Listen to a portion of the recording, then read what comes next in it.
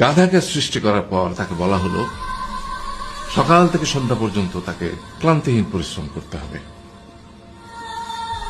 সারা জীবন তাকে পিঠে ভারী বোঝা বইতে হবে, খেতে পাবে শুধু ঘাস, আর তার মাথায় কোনো বুদ্ধি থাকবে না।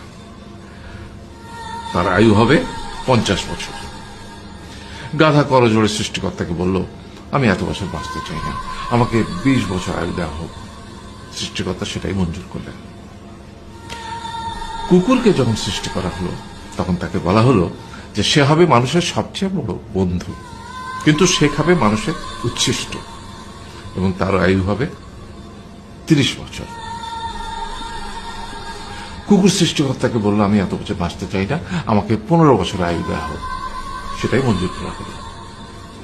এরপর বানরকে বলা হলো, তুমি শুধু গাছের এ ডাল থেকে ও ডালে ঝুল খাবে এবং নানান রকম ফন্দি ফিকির করে মানুষকে আনন্দ দিবে, তোমার আয়ু হবে 20 বছর। বানর বলল, আমি 20 বছর বাঁচতে চাই না, আমাকে 10 বছর দেওয়া হোক। সেটাই মঞ্জুর করা হলো। এবার এলো পুরুষ মানুষের পালা।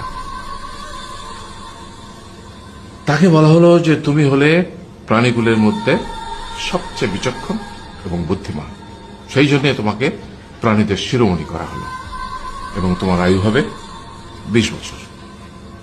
তখন পুরুষ মানুষ বলল, করজোড়ে বলল সৃষ্টিকর্তাকে যে 20 বছর আয়ু অত্যন্ত কম, হে প্রভু, আমাকে ওই গাধার সে যে 30 বছর আয়ু চায়নি সেটা আমাকে দেয়া হোক, ওই যে কুকুর 15 বছর ফিরিয়ে দিয়েছিল সেটাও আমাকে দেয়া হোক, আর যে বানর 10 বছর নেয়নি সেটা আমাকে দেয়া হোক।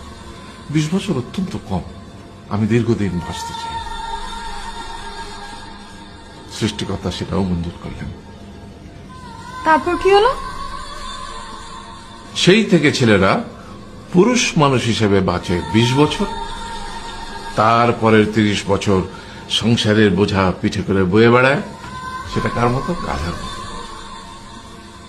তারপরের 15 বছর সে তার ছেলে মেয়েরা যা দেয় সেই রকম ঠিক কুকুরের মতো উচ্ছিষ্ট খেয়ে বাঁচে।